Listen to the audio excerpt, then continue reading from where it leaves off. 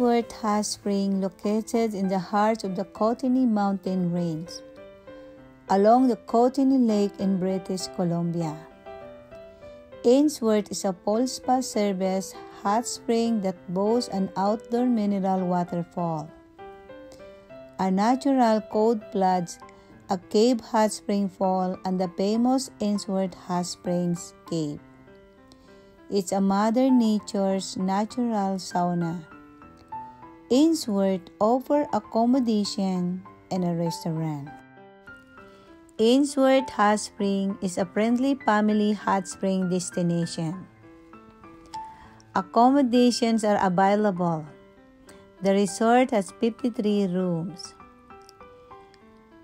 There are many activities in the surrounding area, including skiing, fishing, rafting, and world-famous golf. Ainsworth is not clothing optional. Bring your bathing suit. The mineral water is treated because of the Canadian law.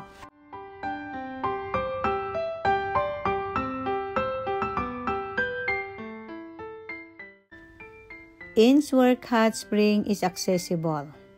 You can drive up to the resort. It is an easy walk around the hot spring. Hot Spring boasts an outdoor hot spring pool, a natural cold floods, cave hot spring pool, and the famous Ainsworth Cave. The source originates around the Cody Caves. The water flows down through fractures in the rock. For hundreds of years, the hot spring has been healing tourists with their mineral waters, and the cave adventure is worth a visit in and of itself. A hot, steamy shower of mineralized water falls from the cave's roof and forms a tub, offering a rejuvenating natural steam bath.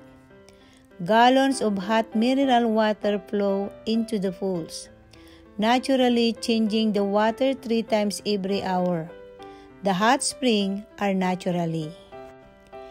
Ainsworth Hot Spring was first discovered by the First Nations people, who came up to the Kootenay Lake in the late summer mainly to take advantage of the cocaine salmon run and the ripening of the huckleberry crop.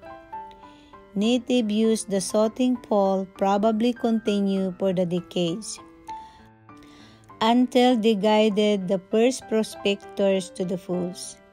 In 1882, George Ainsworth of Portland, Oregon, applied for the preemptions of the town site that is now Ainsworth Hot Spring.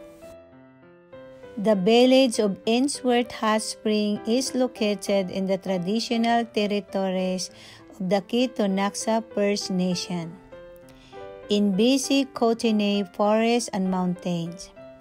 Ainsworth Hot Spring Resort is nestled into the mountainside overlooking Kootenay Lake and the Parcel Mountains, and features 3 odorless baths, a unique 150-foot horseshoe-shaped cave, lodging fall, and glacier-stampede cold floods. The horseshoe cave, where mineral deposit and humidity combine to create an amazing atmosphere in the highlight of the natural hot springs. The Cody Caves are old mine shafts that miners dug out in order to maximize the flow of hot waters from the springs. Visitors can explore the cave's tunnels and stalactites, relax on the hot ledge, take a natural hot shower, or relax in the natural sauna. Heated and range in the temperature from 40 to 42 degrees Celsius in the cave, 35 to 38 degrees Celsius in the pools, and 4 to 10 degrees Celsius in the cold floods.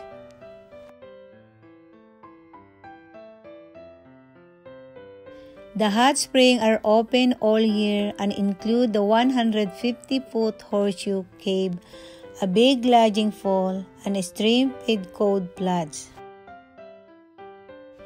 The resort, which was renovated in 2012 and expanded in 2019.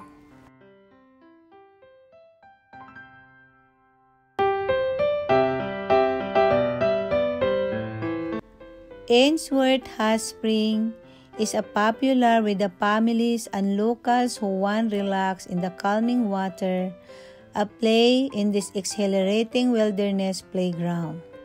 The pools are ideal place to unwind and take in some of the West Kootenay's breathtaking scenery, including the Parcel Mountains and Kootenay Lake. It is a great experience from Ainsworth Hot Spring Mineral Healing Waters. The cave is amazing and the water is hot. It is a true getaway from it all.